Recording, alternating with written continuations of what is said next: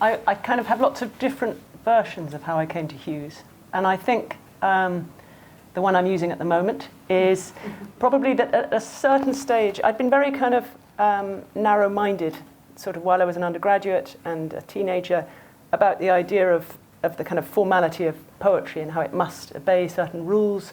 And the difference between poetry and prose was that, poetry was every word kind of necessary like a brick in a wall, and if you pull one out, the whole thing will collapse. And there came a moment, I suppose, perhaps when I stopped following academic studies and started gardening, when I suddenly felt that I needed a different kind of tune, and that these incredibly strict tunes that I'd been interested in before somehow weren't loose enough, really, for the kind of life that I was living. And so I began to look at, how other people got rid of their rhymes and their meters, and what you do if you haven't got that sort of structure holding you in. How do you know what you can say that's still necessary? And I just couldn't find any solution in most of the contemporary poetry I was reading. But as soon as I started to read Hughes, I just could feel that there was something just as necessary in the structure of his lines and sounds. And so I became immediately interested in trying to work out what he was doing that meant that his language was still like that brick in the wall that you can't dislodge. And in fact, you sent me today an interview that I was reading up on the train in the Paris Review, where he talks about T.S. Eliot's inner music, and he says that T.S. Eliot's verse isn't free verse at all because it has this kind of compulsory sort of inner music inside it. And that, I think, says very well what I'm trying to say rather loosely now, is there is a sort of really kind of undeniable music to Hughes's poetry, and that's what drew me to it, I think. So I'll begin with the first poem I wrote that I kept, which is also a poem that, for me, commemorates my departure from studies of academic English. When I was about 25, and I'd begun to try and write seriously. One thing I tried to get hold of was a memory of one morning when I was about 15 or so, 14 maybe, 13 maybe. Anyway, during the war, just toward the end of the war, and I used to go out shooting early in the morning sometimes, sort of delivering a paper around, and I used to go shooting as well, but sometimes before school.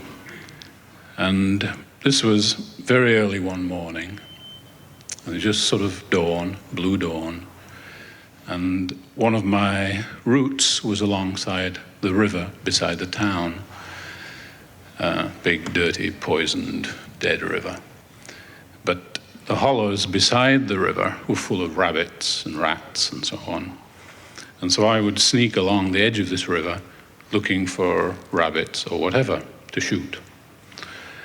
And this morning I was creeping from one hollow to peer down into the next hollow, and dividing the two hollows was a sort of high bank with weeds and the rest of it, and a little animal path going up and over the top. And I went up this little path, sort of not very high. I just went up on my sort of hands and knees and peered through part of the weeds at the top.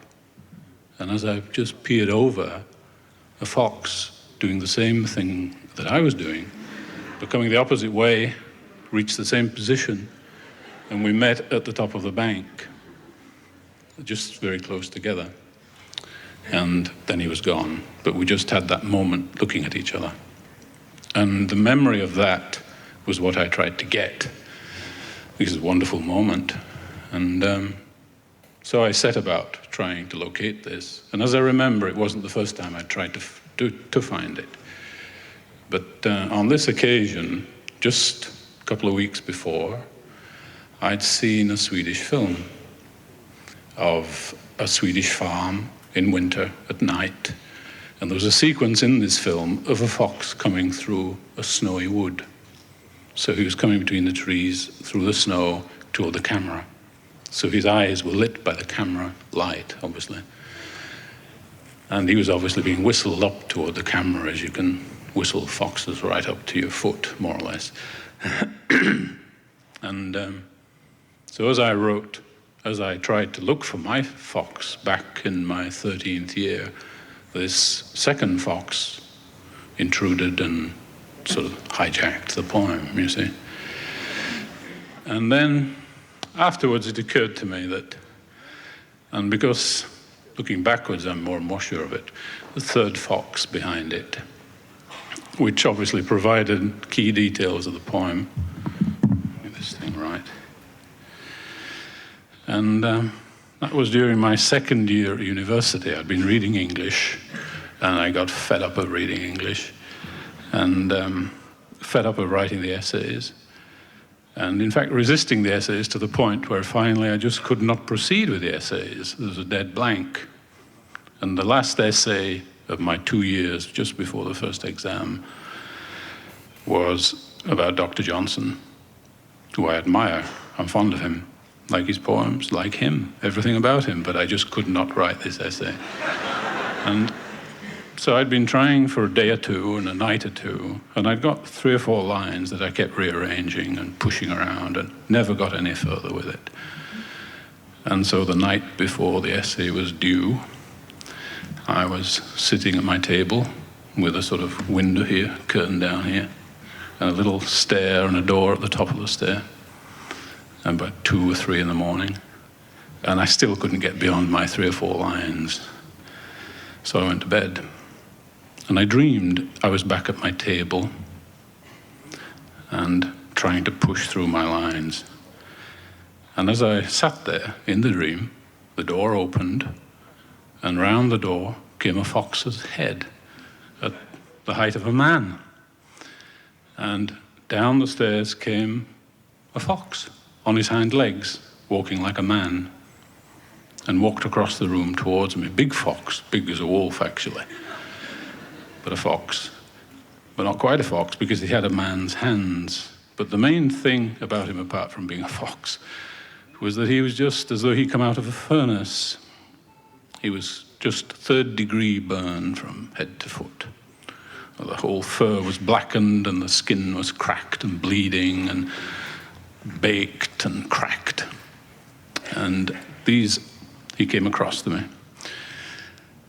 and laid his hand on the page, and the man's hand on the page, the burned and cracked, bleeding hand on the page. And he said, "You've got to stop this," he said.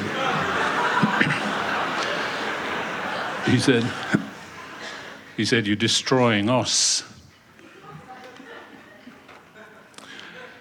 And then he lifted the hand away, and the last image of the dream was just the beautiful palmist's print of his hand in blood on the page, you see, with the lines, everything perfect. You could have read his fortune from the print. And that was the dream. And I immediately woke up and came round and looked at the page. But I thought it was timely warning, so that's where I stopped my academic life. And in the poem, which I wrote maybe 2 years after this, 3 years after this dream, I bring him snow for his burns and so on. Obviously, I try to patch him up. I imagine this midnight moment's forest. Something else is alive, beside the clock's loneliness, and this blank page where my fingers move. Through the window, I see no star, something more near, though deeper within darkness is entering the loneliness. Cold, delicately as the dark snow, the fox's nose touches twig, leaf. 2 eyes serve a movement that now, and again now, and now, and now sets neat prints into the snow between trees, and warily a lame shadow lags by stump and in hollow. of a body that is bold to come across clearings, an eye, a widening, deepening greenness, brilliantly, concentratedly, coming about its own business, till with a sudden sharp, hot stink of fox, it enters the dark hole of the head. The window is starless still, the clock ticks, the page is printed. I like the way in that, I didn't realise actually, because I never went to a reading of Hughes's, and I was really delighted to find what long introductions he gives to his poems. And I love the way in that one you can hear the difference between his speaking voice and his reading voice. He speaks very fluently, very sort of richly, you really want to listen. He tells stories. They sound like they're rehearsed, but he was obviously just speaking off the cuff. But when he enters the poem, something quite different. There's a very different kind of sound. And people always say, oh, Hughes was such a good performer of his verse.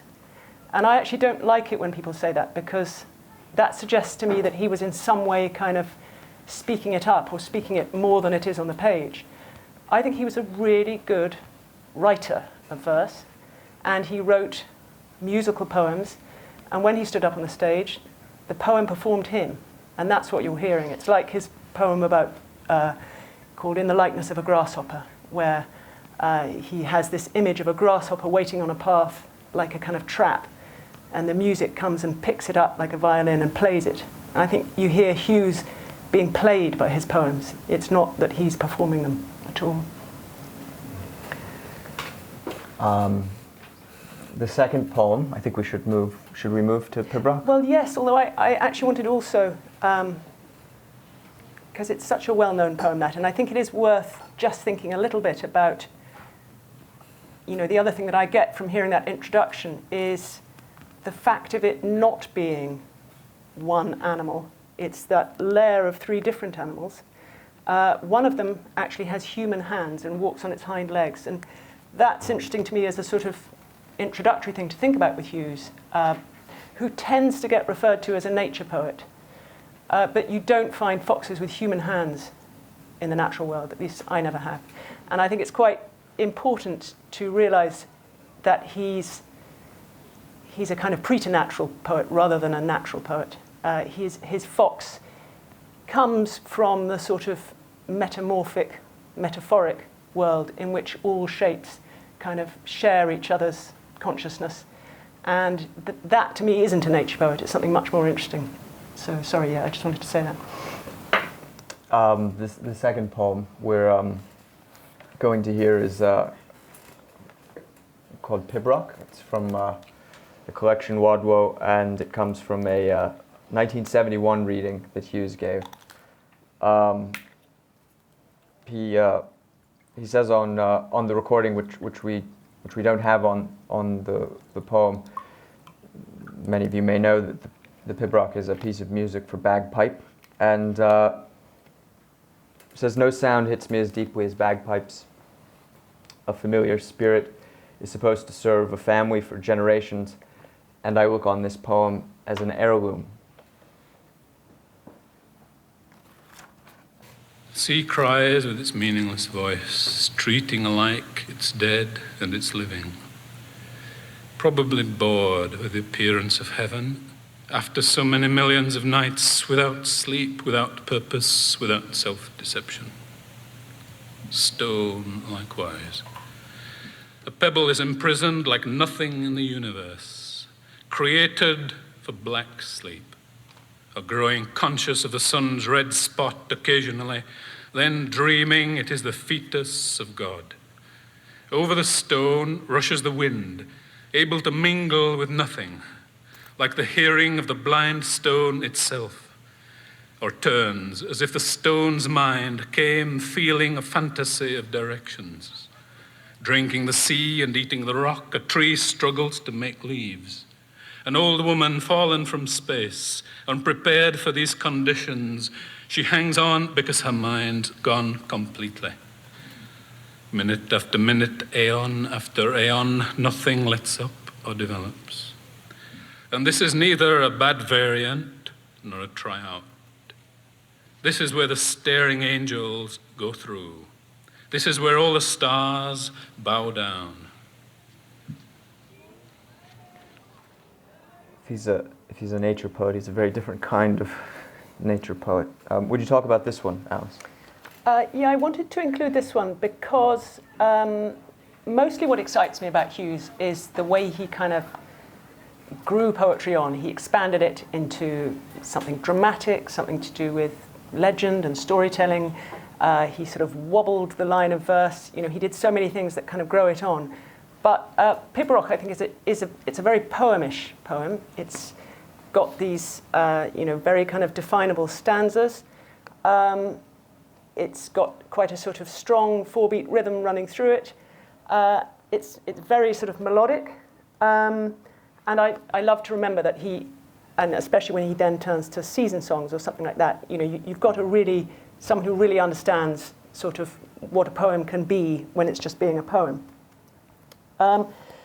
And I think what interests me about this poem is that it's got all the elements of a Beckett play. It's a sort of sounds like a despairing poem. You've got the sea crying with its meaningless voice. You've got the stone imprisoned like nothing in the universe. You've got the wind rushing around. You've got which is unable to communicate with anything. Then you've got this desperate tree, like the tree from Waiting for Godot, and he compares it to an old woman that's fallen out of space. So it's like you're in a Beckett play, you're kind of in Krapp's Last Tape, Waiting for Godot, Footfall. You've got all those really kind of desperate images, and yet it's a totally undespairing poem. It's absolutely sort of lit with the beauty of what it's describing. And I did actually write down a quote, because he was, Carol might correct me here, but I think he was a little bit scornful of Beckett. When he talks about the Eastern European poets like Vasco Popper, he is much more impressed by what they do with the sort of bleakness of life. So here's a quote where he was talking about Vasco Popper's poetry. He says, "At bottom, their vision, like Beckett's, is of the struggle of animal cells and of the torments of spirit in a world reduced to that vision. But theirs contains far more elements than his. It contains all the substance and feeling of ordinary life, and one can argue that it is a step or two beyond his in imaginative truth, in that whatever terrible things happen in their work happen within a containing passion, Job-like, for the elemental final beauty of the created world." So I'm not kind of really sure how he does that he kind of assembles pretty sort of awful images, but somehow gives you hope through them. I think it's partly to do with the colours he throws through the poem. You've got sort of blacks and reds, which aren't Beckettish colours. Beckett uses grey all the time. He's using black and red. He's got the wind rushing around. But most of all, I think he's got these very kind of, mostly he's just stressing the first syllable of each line. So you've got this very kind of upbeat sound, even before you get to that final couplet about the angels and the stars bowing down. And I think it's rather wonderful that Hughes gets called a sort of violent or nihilistic poet. He wasn't at all. He had a really sure sense, I think, of sort of the nobility of humans and the sort of incredible gift of life itself and the earth. And so I'm sort of grateful for that, really. I think we should hear it again. Yeah, let's hear it again. Sea cries with its meaningless voice, treating alike its dead and its living. Probably bored with the appearance of heaven after so many millions of nights without sleep, without purpose, without self-deception. Stone, likewise. A pebble is imprisoned like nothing in the universe, created for black sleep, or growing conscious of the sun's red spot occasionally, then dreaming it is the fetus of God. Over the stone rushes the wind, able to mingle with nothing, like the hearing of the blind stone itself, or turns as if the stone's mind came feeling a fantasy of directions. Drinking the sea and eating the rock, a tree struggles to make leaves. An old woman fallen from space, unprepared for these conditions, she hangs on because her mind's gone completely. Minute after minute, aeon after aeon, nothing lets up, or develops. And this is neither a bad variant nor a tryout. This is where the staring angels go through. This is where all the stars bow down. Shall we go on to Littleblood, which is another very poemish poem, I think. Do you want to hear it first? Yes, I mean, perhaps it's just helpful to people to know that Littleblood is one of the Crow poems, and I'll talk a bit about what the Crow poems are afterwards. It's one of the poems given to Crow by the spirit of an Eskimo.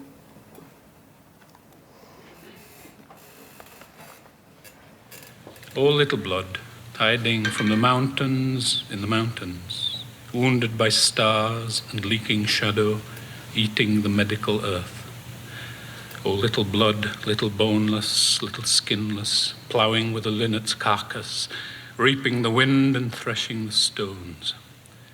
O little blood, drumming on a cow's skull, dancing with a gnat's feet, with an elephant's nose, with a crocodile's tail. Grown so wise, grown so terrible, sucking death's mouldy tits. Sit on my finger, sing in my ear, O little blood.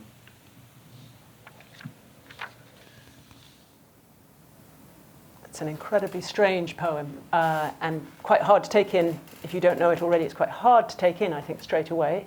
And I actually don't really know what it's about. I think the best account of it is probably Seamus Heaney's account. He's got this wonderful kind of rhapsodic little essay in his collected essays about this poem. He identifies, I mean, Littleblood is just a name. To me, it's a bit like Wadwoe, in the same way that Wadwoe is just a name that conjures up a whole world with it. So Littleblood is a name that just kind of attracts a poem towards it. Seamus Heaney identified it with Shakespeare's fairies. He said it's the same sort of name as Peas Blossom and whatever those other fairies from Midsummer Night's Dream are. Then he became more accurate, I think. He talked about it in terms of Ariel.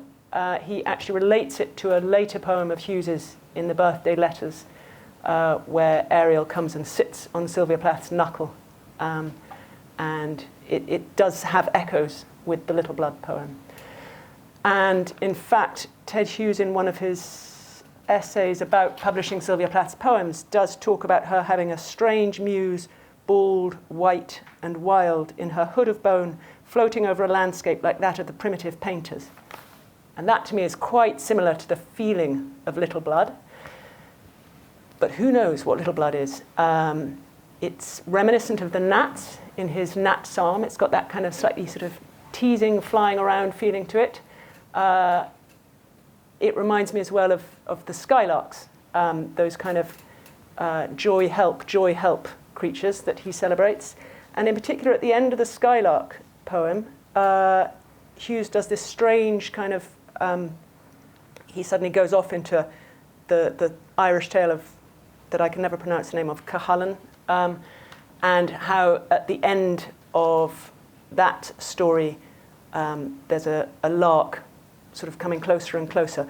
And I think that the point of that is Hughes quite liked ending on a sort of a high note, a note of hope. And I think that Littleblood brings that tiny little sort of Pandora's box note of hope in at the end of the Crow poems. So the Crow saga is this strange collection, Life and Songs of Crow, which interests me very much because they were supposedly part of a long epic that was never finished and whose background story would come in and out of readings, so that if Hughes was reading a Crow poem, he would tell some of the story. But that story wasn't written down, so it partakes of a sort of oral tradition in that there is this kind of background story that the Crow poems come out of, but then the poems themselves were sort of final and completed things. And in the preamble to this reading, and also this was a reading from 1971, there's also some Crow readings from 1986, and he tells similar versions of the same part of the story, but slightly different, and it's interesting to watch how they differ.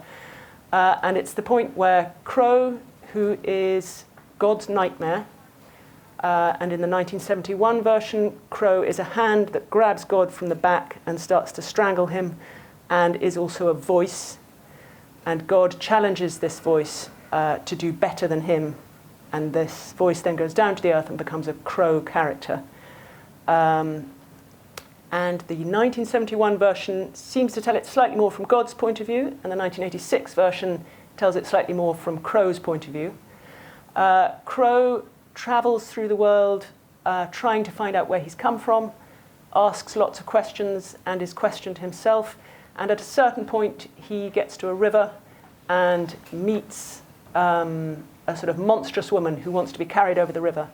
And the descriptions are very similar. Hughes had obviously really pictured this river. You know, he was quite a connoisseur of rivers, and he gives this very similar descriptions from 1971 and 1986 about this cold river and how Crow's feet sank into the gravel with the weight of this woman on his shoulders. And she gets heavier and heavier as he carries her over. And she will only become lighter if Crow will answer certain questions. So he has to kind of respond, and that's how he gets over the river. And on the other side, an Eskimo in 1971, it's an Eskimo. In 1986, it's the spirit of an Eskimo, which is a strange idea. I really don't know where this story came from, but a spirit of an Eskimo gives him these songs that are his helpers, and the songs are said to contain spirits. So one of the spirits the songs contain is Littleblood, and another one is Water, How Water Began to Play, which we're going to hear next. And I think that Hughes was particularly proud of those Eskimo songs. He talks in his letters about how, you know, he's endlessly frustrated by the Crow saga because it seemed incomplete. And he took the Crow character down to hell, and he was meant to bring the Crow character back to heaven, and he didn't get that far. But he does say that with a few of the poems, he touched something real, or he came close to something. And the ones he mentions are particularly How Water Began to Play, and I think he implies that Littleblood was another of them. So the next one we'll hear is How Water Began to Play.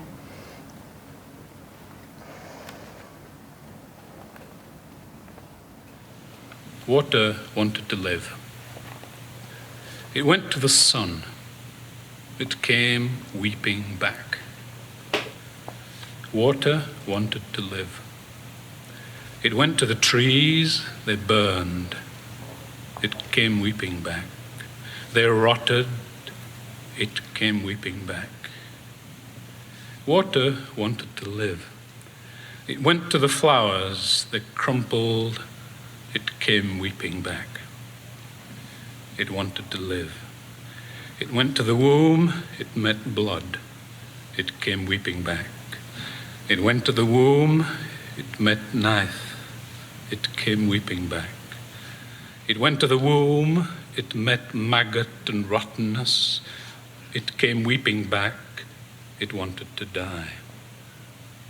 It went to time, it went through the stone door, it came weeping back. It went searching through all space for nothingness, it came weeping back, it wanted to die. Till it had no weeping left. It lay at the bottom of all things, utterly worn out, utterly clear. Thank you.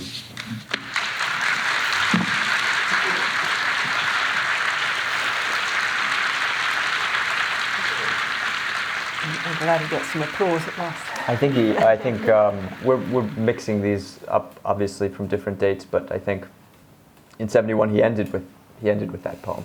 It's the applause of him going off stage. Do you want to say something about it? Yeah, I mean, Heaney refers to it as he says, those tundra cheeps, cheeps, C-H-E-E-P-S, which I think is a compliment, but it's an extraordinary. He was comparing Littleblood to what he called those tundra cheeps, the two Eskimo songs that come before. And yes, they are incredibly spare and simple, really, really beautiful. I mean, Hughes talks about the kind of simplicity he was trying to achieve with those Crow poems. He wanted to sort of burn away the sort of sophisticated, civilized sort of overspoken types of literature and get back to something much simpler. He says, my tradition, what I set my writing against, is the primitive literatures, the absolute bedrock productions of nature, which I find most congenial anyway, and which seem to me the vital and unchangeable tradition. And that comes from one of his letters, and he was quite anxious about how sort of sophisticated literary people would receive this really extraordinary, kind of simple but actually highly complex poem about Crow. And you can hear it in that water poem. You can hear the repetitions. Water came weeping back. It's such a... It just keeps coming weeping back, that line. But he gets it so right, so it doesn't become boring. And the way then at the end it sort of is utterly worn out, utterly clear. There's a real reason for going through those repetitions. And Hughes obviously writes a lot about water because he was a fisherman. So one does hear a lot through his poems about various different rivers. They're mostly rivers rather than water. And it interests me that when he's writing the Crow poems, suddenly it becomes it. Normally he uses she about rivers, and he kind of loves all the sort of glittery descriptions you can make of a river. This is something, as Heaney says, this is a tundra cheap. This is the mineral water itself. And I noticed that mineral actually is one of those words that Hughes comes back to. You often get a mineral stare or mineral stasis, innocence crept into minerals, the eye in a slow mineral fury, balancing the deaf and mineral stare. I think it had a particular meaning for him, the word mineral. So when he treats water as a mineral rather than a sort of geographical feature, I think he's doing something that really means something to him. So that interests me. And this poem, it's worth perhaps noticing that it uses that structure that a lot of the Crow poems use, where they just fling out line after line after line after line. And he sort of developed that particular form, I think, quite early on in his poem Hawk Roosting, which he describes in his letters as being the poem he most enjoyed writing. It comes, I think, in Lupercal, is it? So it's quite early on, not his earliest collection, but the second one, I think. Someone can correct me. Yeah. And he talks there about wanting to achieve the maximum possible musical shift between lines, so that where in The Hawk and the Rain the poems tend to be sort of coherent single structures that seem to sort of have one focus point in the middle, in later collections you get this thing of each line having a new focus. And I think he developed that in Hawk Roosting, and then later on it becomes the absolute way that the Crow speaks. He talks about Crow endlessly kind of attacking things with a fresh sentence. He has one thought and he throws it out, then he has another thought and another thought and another thought. And he then develops that right through the poem we'll hear at the end, October Salmon. He's developed that into an incredibly kind of masterful style, really sort of agile way of describing a living creature. But you can see it definitely in that water poem. The next excerpt is a break from Ted Hughes. It's the actor Irene Worth. She and Hughes had first worked together in the 1960s when she and Gielgud were in Peter Brook's production of Hughes' adaptation of Seneca's Oedipus. And this is a reading that Worth gave at the Y in memory of Ted Hughes in 1999. And something of interest perhaps is that they had met and Hughes was working on the Crow poems, and he would sometimes read them to Irene Worth, and they terrified her, and she asked him not to read them to her anymore. But something else of interest, I think, which I'm sure Alice will speak about after the recording, is one of the things that you see come up in interviews of Hughes is the idea of challenging oneself not to write in one particular style or embrace one particular public persona. And there's an interesting quote from him that I'll read now. It's certainly limiting to confine your writing to a public persona, like being in a close-knit family. The moment you do anything new, the whole family jumps on it. A unanimous decision to keep you as you were. You'd suppose any writer worth his salt could be bold and fearless and not give a damn. Very few can. We're at the mercy of groups that shaped our early days, and we're so helplessly social. Also, there's a tendency to lay down laws for yourself about the kind of thing you want to do once they become your expected product. And these are traps. And here's the way to think about this next recording. One way out is to write a kind of provisional drama where you can explore all sorts of attitudes and voices. And in that interview, he talks about Treplev and Trigorin in The Seagull and the pleasure of having the opportunity to explore provisionally different attitudes and ideas and different characters. And I think he was fulfilled in some of these translation projects. I suppose we need to set where, do you want to set where the speech comes in the play? Yeah, it comes at the very end of the play. It's Phaedra's dying speech to Theseus. This is a translation of a Racine play. It's the most unlike Racine piece of writing I can imagine. And yeah, I don't think I have much more to say than that. You'll hear from the speech what she has to say. So it's the kind of the final speech in the play.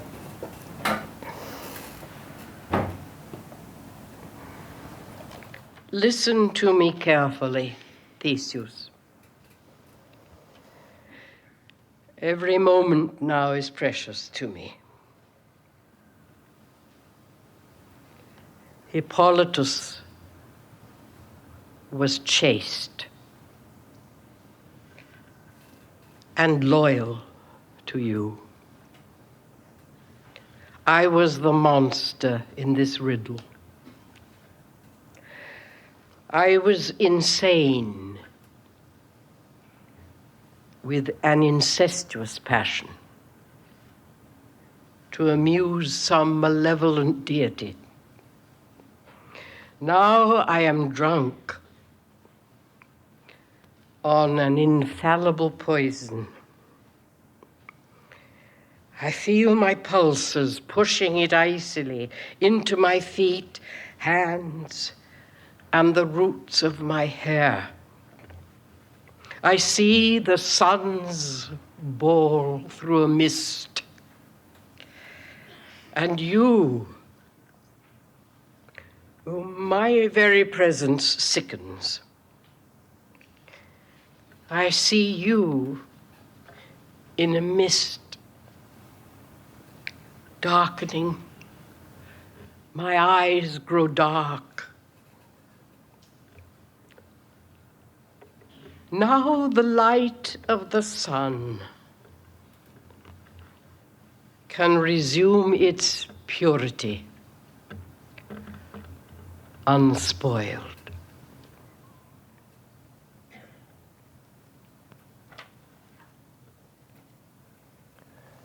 Something I didn't mention, and I think, Alice, you should talk about it. Do you want to say something about the way that Irene introduced her readings that evening? Unless you'd like to. I seem to have done a lot more speaking than you. She has a wonderful story about Hughes with his bag of mice, which is worth relating. Do you remember that? Yes, I remember the bag of mice story. No, but also I think she has a particular point of view regarding I think the sort of inevitability of some of these verses of his, and her point, which we don't have to accept, but it's worth talking about, is this kind of radical religious honesty she speaks of him as a poet who was striving for something like that.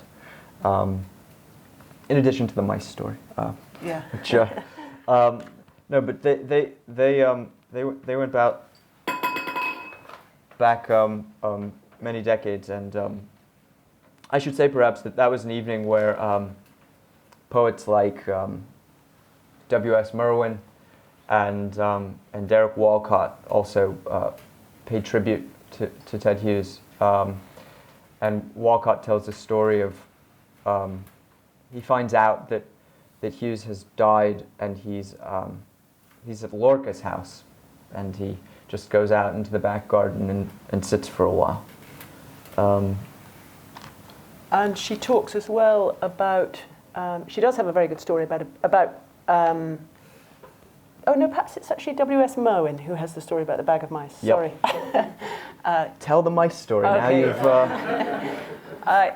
W.S. Merwin lived close to the Hugheses in London, and one morning saw a rather imposing figure hunched sort of over a little bag coming down the street, and went up to him and said, "What have you got in that bag?" And Hughes kind of just opened it rather gingerly and said, we've got a mouse problem, and I found a way to trap them without killing them, and I'm taking them in this paper bag to Primrose Hill or somewhere. Anyway, a long way he was going to walk with this paper bag of mice. And he quotes it, sorry, I've got the characters muddled in my head. He quotes it as a story to show how gentle Hughes was. I'm sure she has a mouse story of some kind. Right? I'll have to go back and listen. Anyway, what she does talk about is the importance of silence to Hughes, and I think that's really worth remembering. There's a wonderful anecdote he gives in one of his essays about how he wanted to write an account of soldiers' memories from the Great War, and he spoke to two different people. One of them had been through the most appalling traumas and was very eloquent about it and described really beautifully and harrowingly what he'd been through. The other one actually hadn't had such a traumatic time, but was completely dumb about what he'd been through. And Hughes said he couldn't actually bring himself to remember that man's kind of dumbness and inarticulate horror without a shiver going down his spine. And he uses it to express how easy it is to think we're saying something when in fact we're not saying anything at all, and that sometimes the thing that really needs to be heard is the inability to speak. And he talks about the way to try, and I think it's an essay where he's talking about Walter de la Mare's way of speaking his poems and how he can do it really kind of brilliantly and fluently, but when he suddenly describes a tree being struck by lightning out in the garden, Hughes can suddenly hear, that's the real sort of naked fear inside the man. And he talks about the duende, Lorca's ideas of the duende. And obviously he had spoken to the people who acted his plays about this particular quality and the importance of sort of interspersing the speech with silence, which is where a lot of that kind of unspoken energy comes through. And you can really, she does that speech really beautifully, I think. She doesn't sort of act it up. She just leaves these incredible gaps that you just drop into.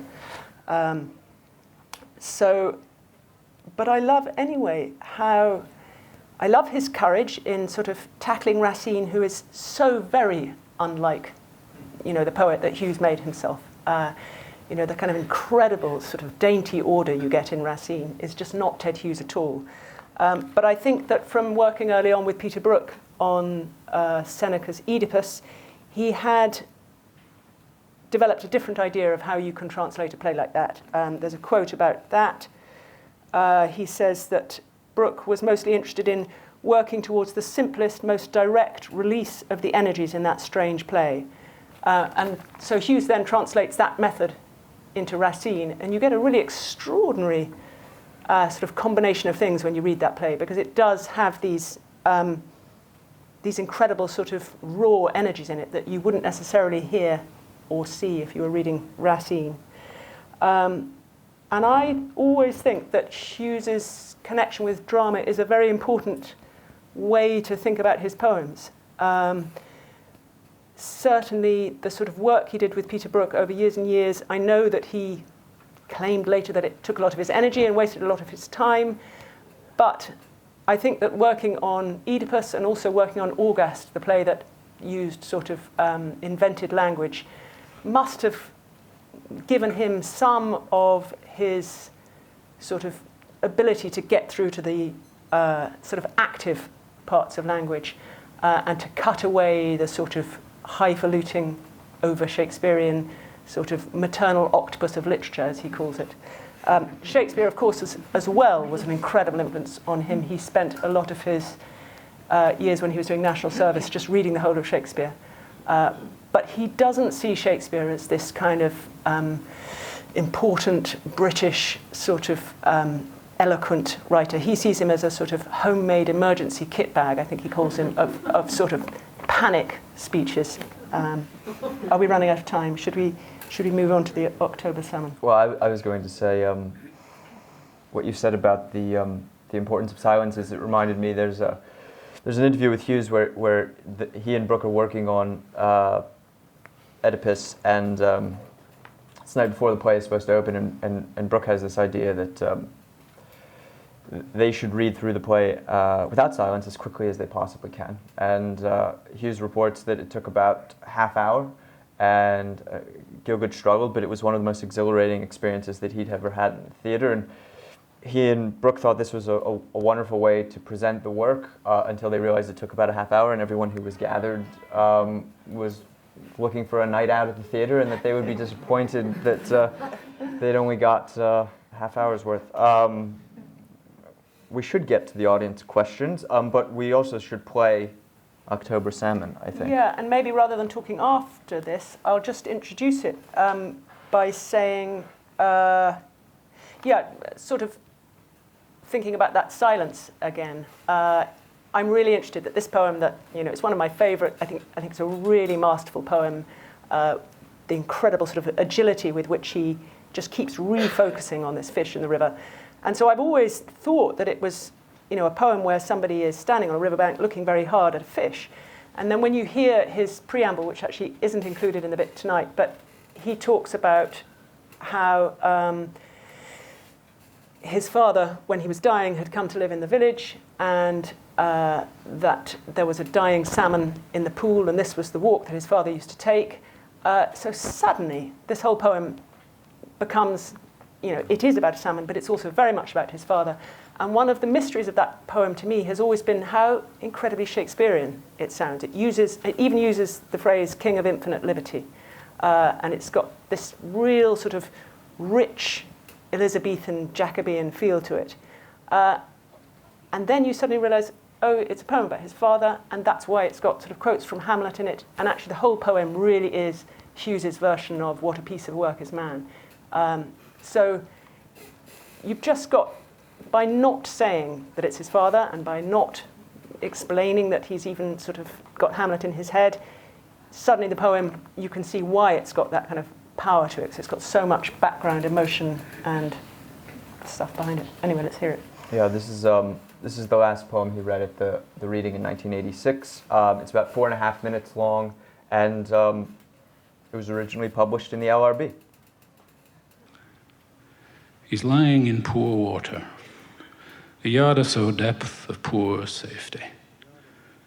Maybe only 2 feet under the no protection of an outleaning small oak, half under a tangle of brambles.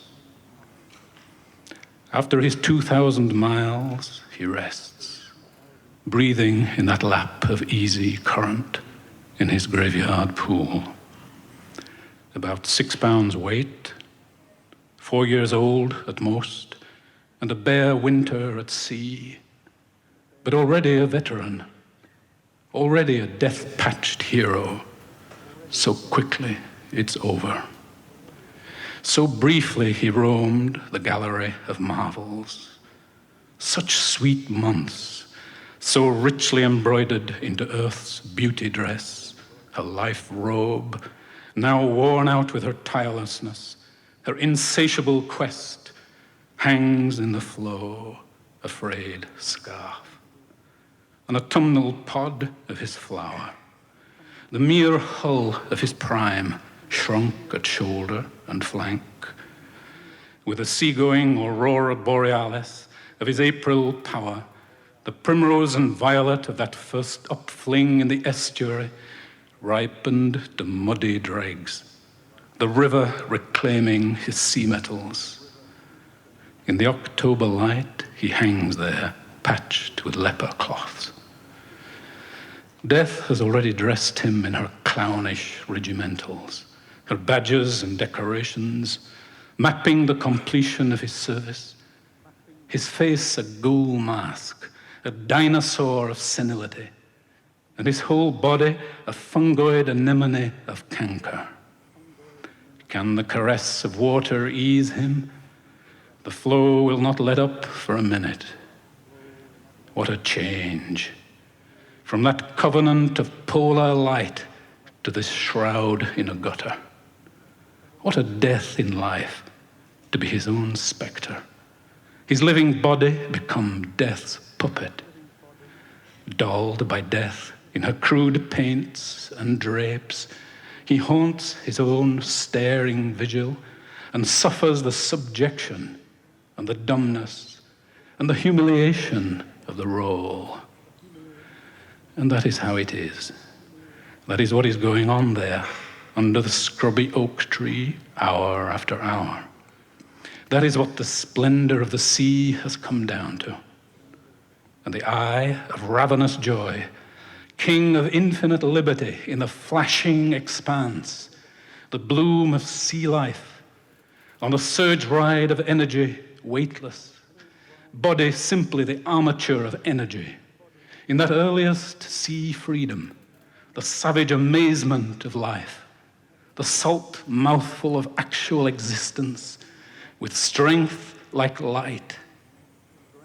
Yet this was always with him. This was inscribed in his egg. This chamber of horrors is also home. He was probably hatched in this very pool. And this was the only mother he ever had, this uneasy channel of minnows under the mill wall, with bicycle wheels, car tires, bottles, and sunk sheets of corrugated iron. People walking their dogs trail their evening shadows across him. If boys see him, they will try to kill him. All this, too, is stitched into the torn richness, the epic poise that holds him so steady in his wounds, so loyal to his doom, so patient in the machinery of heaven. Thank you.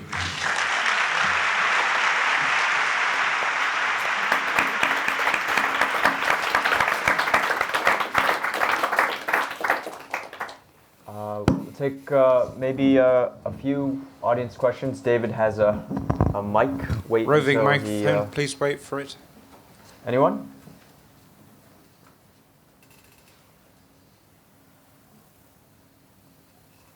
You can carry on talking.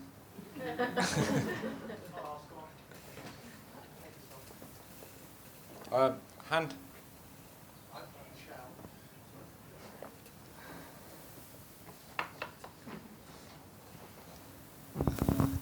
I better think of a question quick. The reference to the Inuit songs, Eskimo songs, is there any evidence that Ted had been listening to them and was actually familiar with Inuit songs? I might have to turn to Carol for that. She's shaking her head.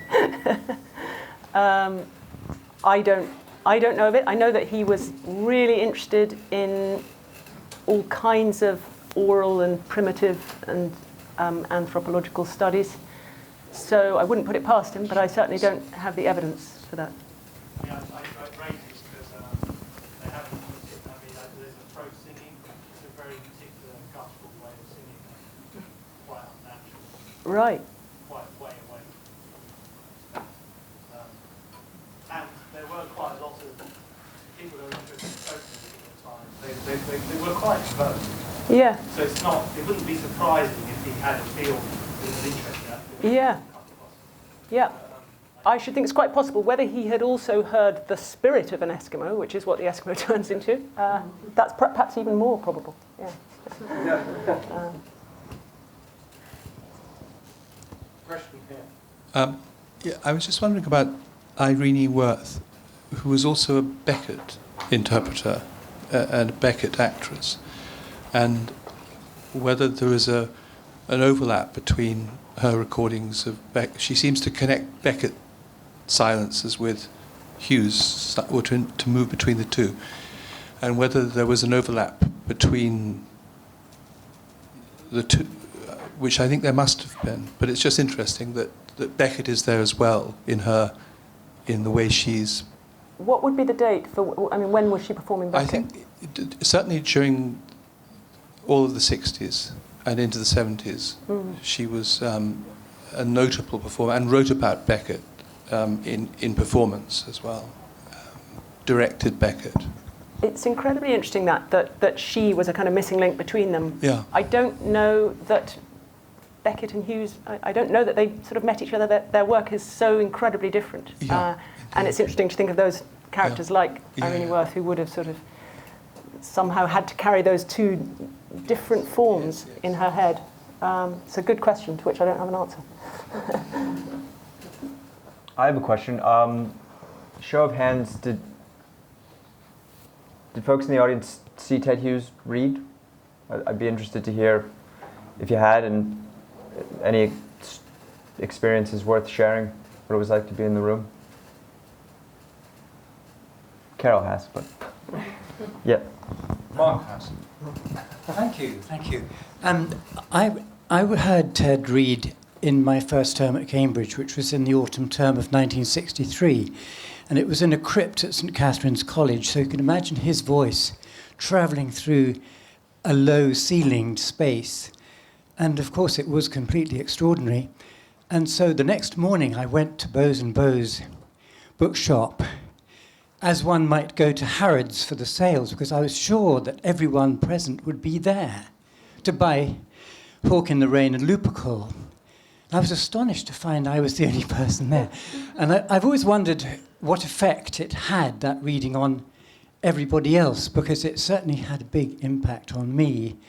And later, when I became a curator at the V&A, I did an exhibition of all of Ted's books up to that point, 1979, just through sheer hero worship, really. Anyway, so that was my lucky introduction to him in 1963.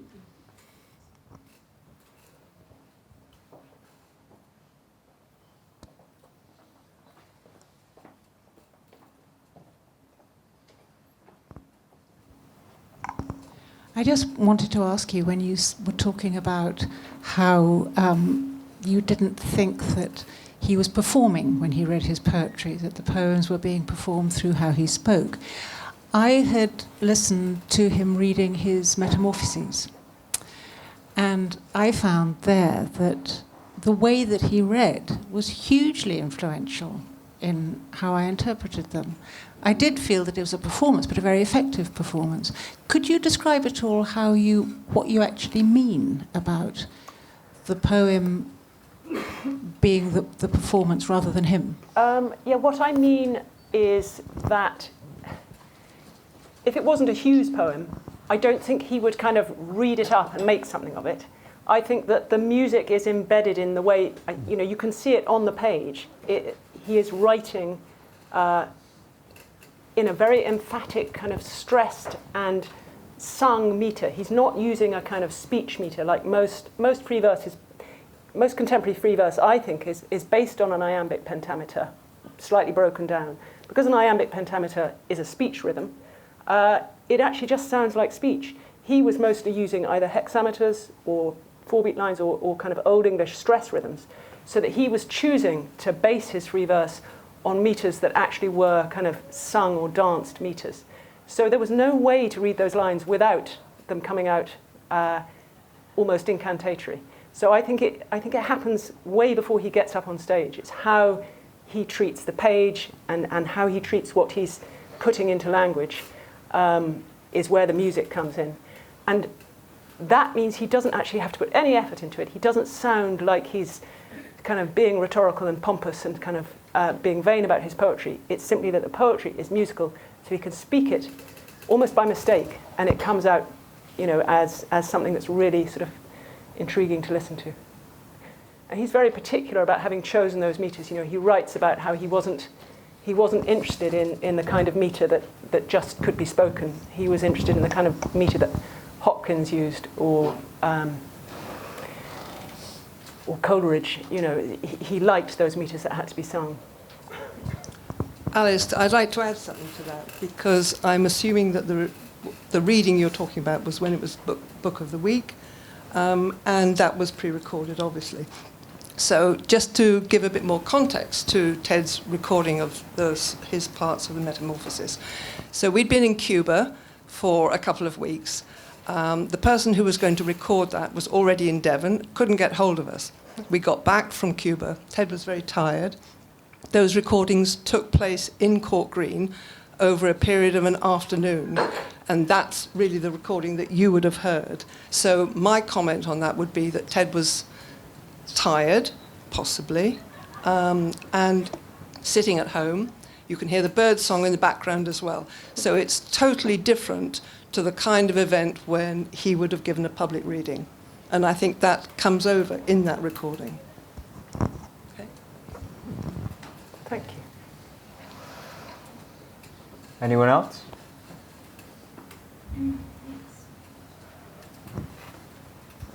I just wondered how musical he was, how much he liked, loved, and listened to music.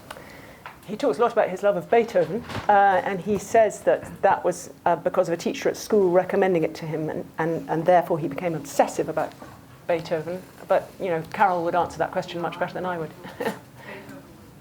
Yeah. He says when he was a teenager he was sopping up everything with Beethoven, but he writes the Thought Fox at a time when he's not listening to anything. Maybe Peter, did you have your hand up? Did you want? No. I just wondered if you could elaborate. Use the mic, because otherwise no one will hear it. I just wondered if you could elaborate a little on that Irene Worth comment about him being a poet of radical religious honesty. Yeah, I'm gonna have to get you the recording. She speaks for a few minutes, very very fondly of as I've come to experience a number of times.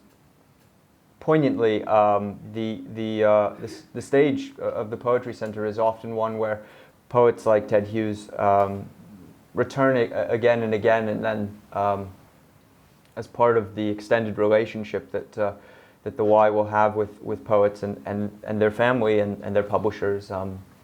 We often will find ourselves doing tributes and memorials, and on that particular recording, we're going to be, with Carol's blessing, releasing perhaps fuller versions of some of this stuff. You'll hear, it's very moving to hear Irene and W.S. Merwin and others talk about the relationship that they had with him, but I can't elaborate accurately without the recording. Maybe that's it. All right, we have time for one more question if someone has one.